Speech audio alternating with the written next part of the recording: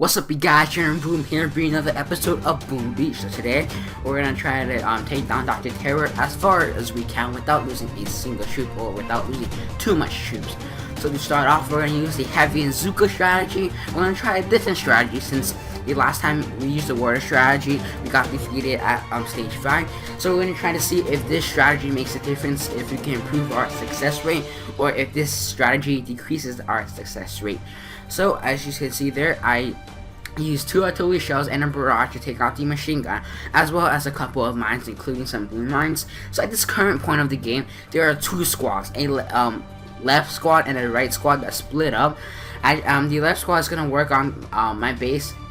Work on the base to destroy unprotected building. The right squad is gonna work on the headquarters, bringing it down, crushing it like a piece of pie. So destroying the boom mine and the archer tower, and shortly after that, the headquarters goes down. So this was Terror Stage 1, and let's hope that we can continue this progress that we had. So we're gonna try to take out this rocket launcher and the mortar, since the mortar is fairly close to the rocket launcher, meaning that it can be taken down. So we're gonna use the 3 artillery shells to take out the rocket launcher, and we're gonna use a barrage to lower the health point of the machine gun, meaning that it will be easier for my Zookas to take it out, since some of the work has been done by the barrage. So Heavy's up front, Zookas in the back. Heavy is taking that damage, Zooka is dealing the damage. So after that goes down, nothing really can hurt my troops except if a Zooka run over those mines, which it seems like it won't. That won't be happening since my Heavies are up front. So this strategy looks like it's working pretty good. It seems like this headquarters will go down like a piece of cake, burning down the house with the flare. And this was a simple, easy, fast way. So let's go on to Terror Stage 3 and see if we're able to have the same results. So let's go. Let's see what Terror Stage 3 base would look like. As we look at this base, I see the boom cannon on the far left of the base, and that possesses a big threat since it has quite a bit of damage. It deals quite a bit of damage. So I'm gonna use 3 artilleries to take out the boom cannon. And after using the 3rd artillery to take out the boom cannon, I'm gonna deploy my troops onto the bridge. And after this, it should be a piece of cake, since machine gun doesn't really have a high damage per second, but rather it sprays with fire, and my heavies are upgraded enough to when it can take the damage the machine gun is firing off.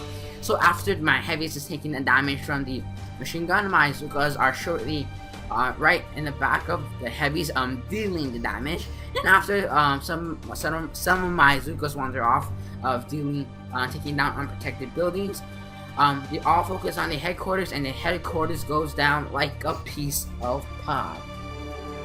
And I got some dark power stones, as well as quite a bit of resources. And that is one thing good about defeating Dr. Terror, is that you get quite a bit of resources as well. You get those dark power stones. So let's go on to Dr. Terror Stage 4, and let's see if we can produce the same results. So we're going to use 2 artilleries on the cannon and the mortar, and we're going to use a we're going to use a barrage as well as a artillery shell on the boom cannon, because again, cannons and boom cannons deals high damage to troops like heavies, which means that they need to be taken down. So Heavies in the front, Zookas in the back, and at this point it seems like they should do alright. I shouldn't lose a heavy, but I could be wrong, because sometimes sniper towers do gang up on one heavy, meaning that heavies can die from sniper tower fire. And as you can see, one of my heavies on the right side was very close to dying, so I drop another medic as well as a shock bomb to freeze that sniper tower to try to save that heavy's health so it won't die. And after that, the mortar is focused on the heavies, and that Zooka should be able to take it down. And again, we have the same result. So this strategy seems like it's working pretty good. So far, so good. So here is Dr. Terror talking about dark power stones. Using the Heavy and Zookas strategy, we have gone farther than just using the water strategy, so something must be right about this strategy. So I'm going to use 3 rocket artillery shells to to destroy the rocket launcher, use one barrage as well as one rocket artillery to destroy the sniper tower and the mortar.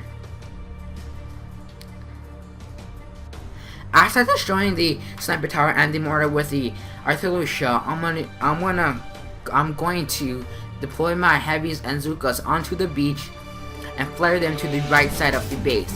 After flaring them to the right side of the base, you can see that they leave little tracks on the beach and on the base itself.